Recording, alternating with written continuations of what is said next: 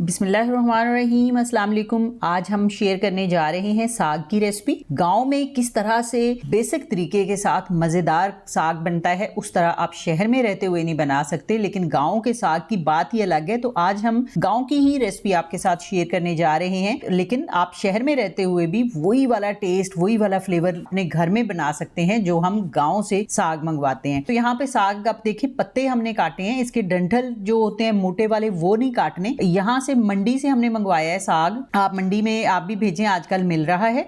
और ये मेथरे हैं और यहाँ पे पालक है। तीनों चीज़ों के हमने सिर्फ पत्ते काट लेने हैं। जो बिल्कुल इनके सॉफ्ट से डंठल हैं वो आप बेशक बीच में रख लें। और यहाँ पे सब्ज मिर्च, टमाटर वगैरह भी हैं, इनको हमने पेस्ट बनाना है। तो साग हमने 3 किलो लिया है। इसको काट के अच्छी तरह धो लेना है और पालक को भी काट के धो लेना है, मेथरी को भी। तो तीनों चीज़ों को खुले पानी में आपने धोना है ताकि इनकी मट्टी शट्टी इन पे काफ़ी लगी होती है वो नीचे बैठ जाए। तो मेथरे की 2 किस्में हैं, एक चौड़े पत्ते वाला, एक थोड़ी सी बारीक पत्ते वाला। चौड़े पत्ते वाला आपने लेना है, वो कम कड़वा होता है। तो यहाँ जो आपको सब्ज मिर्चें, लहसुन, अदरक नजर आ रहा था, वो हमने उनके पेस्ट बना लिए हैं। टमाटर का भी बना लिया है। और यहाँ हमारे पास है सब्ज धनिया। धनिया भी इसमें बहुत सारा जाता है, काफी सारा। यहाँ आप देखें, एक पूरी गुट्ठी का मैंने तकरीबन तीसरा हिस्सा डाल दिया है। इसके भी पत्ते हम काट लेंगे। 3 से 4 आप टमाटर लें। लहसुन और अदरक को 8-10 जवे लहसुन के हैं और 2 इंच अदरक। और आप इसमें सब्ज मिर्चें ही ज्यादा जाती हैं, तो आप 3 किलो अगर साग है तो उसमें कोई 10-12 तो सब्ज मिर्चें लगेंगी। और यहाँ पे खुला बर्तन आपने लेना है जिसमें साग पूरा आ जाए, और साग इस तरह से डालते जाना है और ऊपर से फ्लैट करते जाना है। तो साग, पालक और ये मेथी, तीनों चीजें हमने एट अ टाइम डाल देनी है। यहाँ पे हमने साग डाल दिया है, पालक डाल रहे हैं और इसी तरह मेथी भी पूरी डाल देंगे। यहाँ आपको लग रहा होगा कि देगचा बहुत फुल हो चुका है, लेकिन यहाँ पे ये थोड़ी सी देर के बाद, जब थोड़ा ये पकेगा, कोई 5-7 मिनट के बाद ही बहुत सारा नीचे हो जाना है। यहाँ आप देखें, आधा देगचा तकरीबन हो गया है। हाँ, ये उतना ही साग है, लेकिन यहाँ पे ये पकने के बाद और थोड़ा हो गया है। अब जब ये और ज्यादा पकेगा, गलेगा, तो और भी थोड़ा हो जाएगा। यहाँ एक बेहतरीन टिप है, ये है अजवाइन। ये 1 टीस्पून है अजवाइन, इसको हमने डाल दिया। जरूर आप डालिएगा, इसका जो टेस्ट इसमें आता है ना, वो लाजवाब होता है। ये सीक्रेट टिप है जो मैं आपके साथ शेयर कर रही हूँ। तो अब हमने इसको ढांप देना है बिल्कुल दम वाली आग पे। पहले 15-20 मिनट तो हमने इसको पकाया है खुले हुए, और लेकिन इसके बाद हमने इसको ढांपा है और तकरीबन कोई 1 घंटा हमने इसको ढांपे रखा है। उसी किलो पानी में ये पका है। और अपना पानी, जो साग, पालक और मेथी अपना पानी काफ़ी सारा रिलीज़ करती है, तो उसमें ही ये पकता रहा। एक्स्ट्रा हमने 1 केजी पानी, 1 लीटर सॉरी पानी डाला था। और यहाँ पे अब आप देखें, ये पक चुका तकरीबन। काफ़ी घंटे के बाद हमने इसमें लहसुन और अदरक डाला है। पहले ये चीज़ें नहीं डालनी। अगर पहले डाल देते हैं ना लहसुन अदरक, तो फिर इसका टेस्ट उतना अच्छा नहीं आता। और टमाटर भी डाल दिया, सब्ज मिर्चें भी डाल दी। तो सब्ज मिर्चें अगर आपने ज़्यादा डालनी हो तो फिर रेड आप कम डालिए। रेड अगर ज़्यादा आप पसंद करें तो सब्ज कम डालिएगा, लेकिन साग में बेहतरीन रहता है सब्ज मिर्च का फ्लेवर। और इसको फिर से ढांप देंगे। अब जो टमाटर का पानी और इन सारी चीज़ों का पानी है, उसमें ये पकेगा।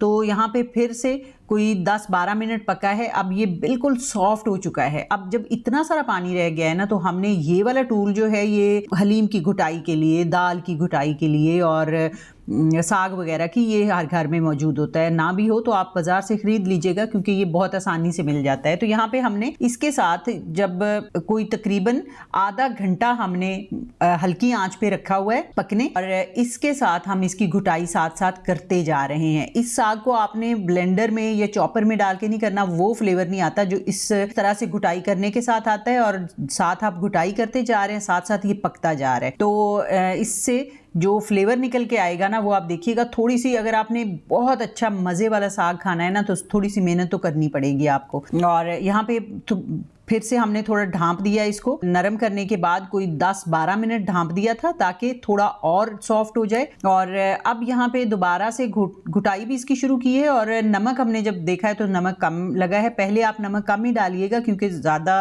ये पालक और इसमें भी थोड़ा सा नमकीन टेस्ट होता है। तो बाद में आप ऐड कर सकते हैं, पहले आप नमक एहतियात से ही डालिएगा कि ज़्यादा ना हो जाए। तो यहाँ पे आप देखें कितना अच्छा सॉफ्ट सा हो चुका है साग हमारा। देगचा चूंकि बहुत बड़ा है, तो हम छोटे देगची में ट्रांसफ़र कर लेंगे ताकि इसको घुटाई करना और आसान हो जाए। तो ये आप देखें छोटी हमने देगची में ट्रांसफ़र कर लिया है और आप देखिए कितना अच्छा इसका टेक्सचर आ चुका है। अब ये जो टिप है ना आटा डालने वाली, ये साफ चक्की का आटा है, वो हमने डाला है। कोई 3 से 4 टेबलस्पून हम डालेंगे, थोड़ा थोड़ा करके डालते जा रहे हैं और इसको इसी तरह से घुटाई करते जा रहे हैं साथ में। इस आटा डाल के जब आप घुटाई करते हैं उसके बाद इसका बहुत ही अच्छा टेक्सचर निकल के आता है। तो यहाँ पे देसी घी हमने लिया है 1 कप के जितना और इसको गर्म कर लेंगे। साथ में 1 बड़ी साइज की प्याज है, बिल्कुल बारीक चॉप की हुई है और मीडियम आग पे आपने इसको पकाना है और प्याज को गोल्डन नहीं करना, बस हल्का पिंक हो जाना चाहिए। गोल्डन करेंगे तो इसमें जायका साग का अच्छा नहीं रह जाएगा, तो आपने बस पिंकिश करना है, ट्रांसपेरेंट हो जाए, हल्का पिंक हो जाए। उसके बाद हमने लहसुन और अदरक दोबारा से डाला है, पहले भी डाला था, दोबारा से फिर 1-1 टीस्पून हमने दोनों चीजें डाली हैं। प्याज भी दोबारा से चॉप करके हमने डाला है। तो यहाँ पे इसको बहुत अच्छी तरह कर लेंगे फ्राई। और सब्ज मिर्चें हमने कोई 5 अदद दोबारा डाल दी हैं और ये टोटल सब्ज मिर्चें जो मैंने इधर यूज की है ना वो 15 से 16 हैं 3 किलो साग में। तो टमाटर, 1 टमाटर का हमने प्यूरी बना ली है और वो डाल दिया है। पहले 3 अदद टमाटर हमने पहले भी डाले हैं, इनको आप जहन में रखिएगा। ये सारी चीजें आपने डालनी है। 3 किलो साग की रेसिपी है और यहाँ पे थोड़ी सी कुटी हुई लाल मिर्च भी डाल देंगे। अगर आपको ज्यादा डालनी हो तो आप ज्यादा भी डाल सकते हैं। और खुशक धनिया पाउडर डाला है 1 टेबलस्पून। सफेद जीरा साबुत मैंने डाला है 1 टीस्पून और इनको अच्छी तरह फ्राई कर लेंगे, पका लेंगे। लेकिन मसाले को भी ओवर कुक नहीं करना, साग में कुछ भी ओवर कुक नहीं करना। अब हमने आधा साग इसमें से बनाना है, आधा हमने रख देना है, फ्रीज कर देना है। अगर आप फ्रिज में भी रखें ना तो ये हफ्ता तो खराब नहीं होता बिल्कुल भी। आप जितना आपने बनाना हो उस हिसाब से आपने तड़का बनाया और बाकी आपने वैसे रख दिया। और अगर आप फ्रीजर में रखें तो फिर तो आप जितनी देर मर्जी रख लें। और यहाँ पे जब आपने इसका तड़का बनाना है ना उसके बाद आपने 4 से 5 मिनट इसको तेज आग पे भूनना है। अब यहाँ पे इसमें घी तो हो गया है बराबर, लेकिन अगर आप ज्यादा इसमें डालना चाहें तो भी डाल सकते हैं, क्योंकि साग जो है इसमें एक तो घी डलता ही ज्यादा है क्योंकि बहुत अच्छा फ्लेवर देता है। और दूसरा, सर्दियों में साग खाने का मेन मकसद ये होता है कि देसी घी इसके साथ बहुत सारा